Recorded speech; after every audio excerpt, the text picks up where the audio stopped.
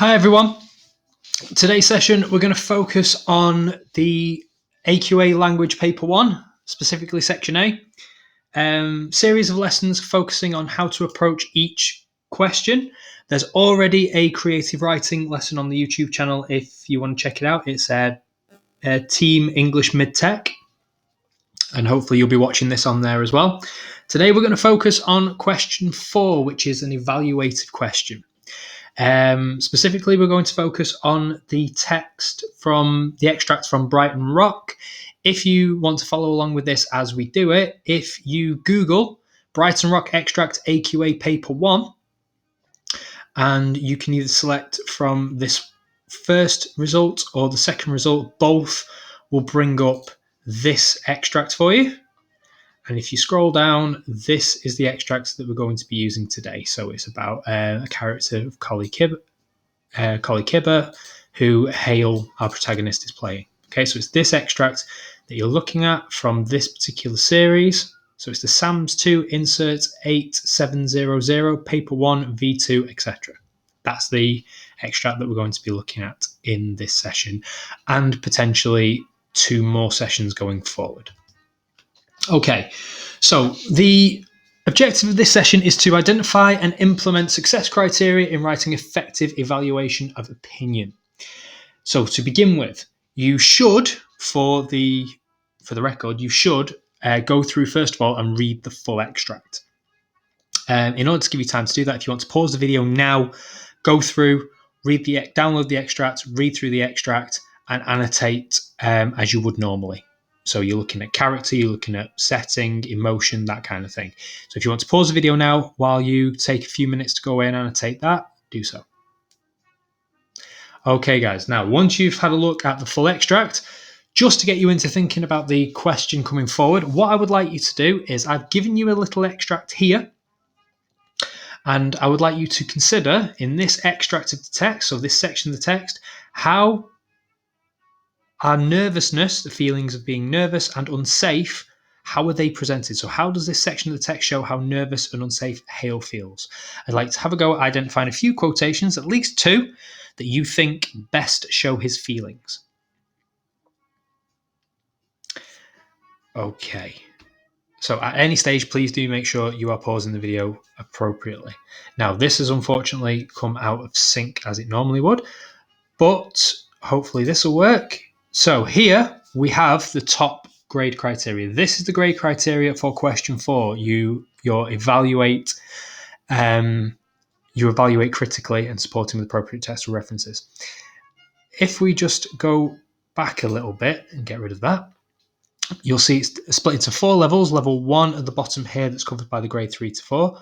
I've roughly put these grade boundaries on there. They may fluctuate depending on the series and depending on the grade allocation when it actually comes to it. But level 1 is simple, limited evaluation. Level 2 is some evaluation. Level 3 is clear, relevant evaluation. And level 4 is your perceptive and detailed evaluation. Now, roughly, the grade distribution, you're looking at a grade 1 or 2 if you fall into the 1 to 5 marks. The question's out of 20. Looking at roughly a grade 1 or 2 if you sort of fall into the 1 to 5 marks. A 3 to 4, so an upper level 2, you're looking at roughly a grade 4. Grade 5, 6 and 7 for 11, 12, 13 and 14, 15 marks, thereabouts. And obviously, if you hit the level 4, you're more likely to be getting the 7, 8, 9 grading there because of the scale. Now, if we're looking at this particular question, we're always aiming for as high as we can. And I'm going to go through and hopefully help you plan a perceptive and detailed evaluation. Now, in terms of what this question requires you to do, it requires you to evaluate. So you are given a focus and you're required to say that you agree or disagree. It's how far do you agree? Now, for the record, the questions are written for you 9 times out of 10 to agree with, but you have to say why. And that's where your evaluation comes in. So we're going to have a go critically evaluating in detail the effects on the reader, show perceptive understanding of the writer's methods. So we still do need to be using word level analysis and naming our devices. Again, you're not explicitly marked on AO2 in that way. However, AO2 and AO1 will massively help you with AO4 with your evaluation. Judicious range of textual detail, so we need to make sure that we're finding a range of quotations, a range of examples to support our opinions, and we need to develop a convincing and critical response to the focus of the statement. So here was the activity from the beginning. Again, if you want to take a screenshot of this, if you tweet me, I can make this PowerPoint available to you. Information will be in the description below this video. But if you want to take a screenshot of this, print it off, or take a screenshot and annotate on your phone or on your computer, tablet, wherever you're doing this, and have a quick go at this, that's absolutely up to you. Just a quick reminder, the focus is how does this section of the text show how nervous and unsafe Hale feels.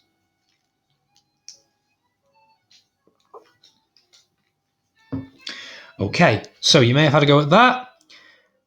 Here are some suggested annotations. Apologies for the scribbly handwriting. It's very difficult to write with a mouse. So, again, feelings of unsafe and nervous. Now, before we get into this really quickly, I want you to consider context. Okay, when someone feels unsafe or nervous, what kind of things happen? What do they do? How do they feel? So if you're feeling nervous, you're potentially feeling a little bit anxious, you might be shaking, you might be unsure of yourself.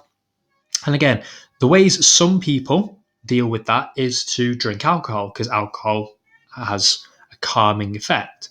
So if we look here at the first example, he drank his gin and tonic hastily. Sometimes people drink alcohol to calm themselves down. The fact that the adverb hastily implies he's rushing, he's panicking, he wants to get to safety. But if he's drinking something hastily, if you take medicine, for example, or you have an injury or whatnot, you want to get to it as quickly as possible. You would apply, if it's an injury, you might apply antiseptic cream or something to it. If it's headache, for example, you might take painkillers or whatnot quickly in order to get that feeling away, to get that pain away. In this particular case, it's implied that Hale is using alcohol to numb his feelings, and therefore he's drinking it hastily because he wants to calm down quicker. As the clock struck 11 even, and moved out of the castle square. So he drank all this business as it got to around 11 o'clock. Collie Kipper was the character Hale was playing, was always played fair. He wore the same kind of hat in the photograph as the messenger printed. Now, the messenger is the newspaper, and again, he's playing this role. It's his duty to be spotted, which is something we'll go into a little later on. But it's duty to be spotted, which might be adding to his feelings of nervousness and insecurity. So, was always on time. So, this character always appeared in the place they were supposed to at a particular time. Yesterday in Southend, he'd been unchallenged. Now, if it's Hale's job to be spotted, he might feel nervous at the fact that he hasn't been spotted yet. Again, that level of expectation, that level of anxiety that comes when you're expecting something and it doesn't come. The paper liked to give out guineas, which is a form of money back in the time this was written, occasionally but not too often. It was his duty today to be spotted. So it was his job today to be spotted. Again, he might be feeling apprehensive about that. He might, again, not want to be spotted. Again, when we look at the text a little bit more in a moment, you might be able to see that. But it was his duty to be spotted today, as it was his inclination, and it was his inclination too. He wanted to. The inclination bit implies that he wanted to get it out of the way. There were reasons why he didn't feel too safe in Brighton, even in the Whitsun crowd. Now, the fact there were reasons, there were more than one. Okay, so reasons being plural implies more than one. Therefore, there are multiple factors at play that suggest his feelings of unsafety and the pressure that's put upon him. And again, the Whitsun, the crowd. Now, crowd can be taken in two ways. Crowd, you can either feel safe in a crowd because it's difficult to spot individuals, or on the flip side, the fact that there are lots of people around you, you might feel the pressure from people, you might not know who people are, and therefore feel that nervous and upset and nervous and apprehensive. And the fact is, he's surrounded by people, therefore escape would be difficult. And again, people often feel threatened, anxious, nervous when their escape routes or their chances of going away from a situation they don't like are greatly reduced. So there's a little bit of analysis from a little section from the extract of the question given. If we have a quick look at the question itself, so this part of the text explaining what Hale is doing shows how nervous and unsafe he feels. It reminds me of the first line. Now, this this section of the question relies on you having read the full source. We're not going to look at that today. Instead, we're just going to look at the nervous and unsafe. So 16. So from line 16 to 20, line 16 to 20. So line 16 even to 37, 38ish, is the extract you need to be looking at. So again, if you want to take a screenshot of this and continue, so we had a look at the third paragraph, this paragraph. If you want to take a screenshot of this, or if you've downloaded the full extract, if you like to go through and just annotate the rest of it, remember you're focusing on nervous and unsafe. So nervous and unsafe. So there are normally, for the do you agree, so the what extent do you agree questions, there are 2 parts, and you have to make sure that you cover all parts, otherwise you're not answering the question. If we go back very briefly to the mark scheme at the beginning, you show perceptive understanding of the writer's method. So please make sure that the quotations you identify, you're looking at the devices suggested, the devices used and what they suggest. But also you are looking out for devices. If symbolism is used, for example, if oxymorons are used, similes, whatever, look for those devices specifically when you go through them. And again, critically evaluating the effect on the reader. So the effect you're being asked to look at is how well the writer presents nervousness and feelings of unsafe. And our hedging phrases here, so one might say it could be suggested, one interpretation could be, etc., are helpful in building this extent of agreement or disagreement, because hedging phrases open up your evaluation to be more of a discussion rather than the writer presents Hale as this is a definite statement. However, if you say one might say the writer presents Hale as this, for example, it's not a definite statement and it opens up discussion, which allows you more freely to go into conversely. Is likely the reader audience will. It appears to show the reader audience will react this way, to bring in alternative viewpoints, which will get you more credit when your question is marked. So what I would like you to spend some time on after watching this video, or you can pause it here and have a go, is a little checklist that you might be familiar with if you've seen other videos on analysis before. But before we get into that, answer the question ensuring you use all features from this checklist. But I want you to focus on agreeing. For this particular moment, I want you to focus on agreeing. Focus on agreeing first, and then go back and potentially build in a disagreement to show that evaluation. However, I have seen top-level responses where candidates have simply agreed with the statement. However, if you can put in a disagreement there, but only if it's relevant, but if you can, potentially worth a few more marks because you are being a little more critical.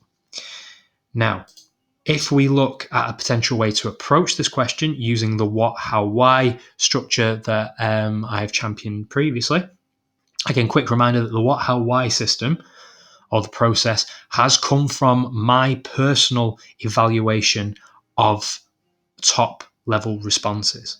I haven't simply just pluck this out of the air. This is what all grade 8 and 9 candidates seem to follow. And it's the bits at the bottom, it's the whys, where your marks are going to come from, most of your top level marks. So as mentioned before, we start with a hedging phrase. Make sure in this particular instance you are agreeing in this case. So one might agree that the writer uses this device. So whatever quotations you found, whichever quotation you're going to go with, please make sure you name the device. So one might agree that the writer uses a metaphor to suggest the focus of the question, which in this case is Hale feeling nervous and or unsafe. You may wish to do nervous and unsafe separately. If you have a quotation that shows both, you may wish to write that yourself. So another example, one might agree that the writer uses a metaphor to suggest Hale is feeling unsafe or Hale is feeling nervous as give a little bit of a justification. So what are you specifically agreeing with and why? So I'm agreeing that Hale feels nervous because. So if we go back slightly, he drank his gin and tonic hastily. We're going to focus on this adverb hastily. So one might agree that the writer uses adverbs to suggest Hale feels unsafe as he is said to drink his alcoholic beverage quickly to calm himself down. He's said to, quote, drink his gin. He is said to, quote, drink his gin and tonic separate quote, hastily, helps me agree as, you get your little bit of interpretation that went through before, as he is drinking alcohol quickly, it implies his feelings of nerves, because people often drink alcohol quickly to calm themselves down. This is significant in reflecting his feelings of nervousness or his feelings of being unsafe, because if he's having to calm his nerves through alcohol, it implies he's in a high pressure situation that he feels he isn't capable of dealing with. As people often drink alcohol to numb feelings of nerves or feelings of anxiety when they feel they aren't capable of dealing with those emotions themselves. Furthermore, now, what, how, why to the question would be perfectly fine, would get you a lot of marks and a decent level of credit if you followed this and elaborated and justified yourself fully. Please don't write the sentence starters and then just finish them off. Just simply finish off the sentences. Develop your analysis. Develop your evaluation. Say, what I think this because this is significant because of this, which means this. Please develop. However, if you can come up with a contextual reference as well, so we've already said contextually that people drink alcohol to calm nerves. We've done a little bit of contextual analysis in the why question by saying that people often use alcohol when they feel unable to calm their nerves themselves and they need something extra to help. I'm going to leave that over to you to think about the contextual references. So in terms of drinking alcohol hastily, drinking alcohol quickly, why contextually do people do that? We've said before that it might be he wants the effects to come onto him quicker, so he calms down quicker because he's in a situation of stress. You may wish to use another quote in there. So if we go back to the extract, he drank his gin and tonic hastily, and the fact that he didn't feel, quote, too safe in Brighton, not even in the Whitsun crowd. It might be the fact that contextually he feels surrounded, and when people feel penned in and surrounded, they become to feel anxious. Therefore, he's using alcohol to mask his feelings of being trapped and to try and relax. That might be a contextual reference. But it's about using your evidence, having your evidence ready, because again, what your evidence shows us, the what, you need to have what you're going to talk about first before obviously you talk about it. So having that level of detail first, knowing what your quotation is about, and knowing what you're going to say about it first, is part of the plan, is part of how you're going to achieve highly. So it's very important to make sure that you annotate text looking at the questions. So in the first instance, annotate your text, having read through it first. Then as you get to question 4, take a couple of moments, go back to your annotations, especially in line 16 to the end, because if you quote from line 15, it won't be accepted in this question. It gives you a range of lines for a particular reason. If you go back to, say, line 16 or whatever, look at your annotations from there and look at it. Which quotations that you've already chosen suggest he feels nervous and unsafe, or which quotations can you add into the ideas that you already have? If you need to re-annotate and find quotations that actually match with the question because you don't have them, that's absolutely fine. But please make sure you go back and you plan. So this session has focused on helping you to plan a question 4 evaluative question. This kind of process can also be really helpful with any literature questions that ask you to evaluate. So how far do you agree? Which I know from knowledge comes up on the OCR exam board. It may come up on AQA and WeJect, Edexcel, wherever else it is. Those might come up, but this is specifically for AQA Language Paper 1, Section A, Question 4. However, this is general advice for writing an agree or an evaluation question, which again can be used in different subjects. So, for example, I know in history, candidates are asked to evaluate a particular opinion or a source using one might agree.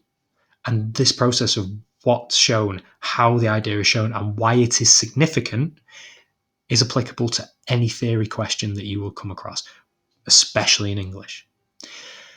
So have a go at this. The resources, again, can be made available to you if you tweet me at the address in the description. I can get those to you. Or again, if you follow my guidance at the beginning of the video and download the resources for yourself. Hopefully you found this useful. please do have a go step by step. Please do have a go at this, because I know from experience that this does work. My students will attest that it does work, and give it a go. If you do have any questions or would like me to give some feedback on anything, please do tweet me below.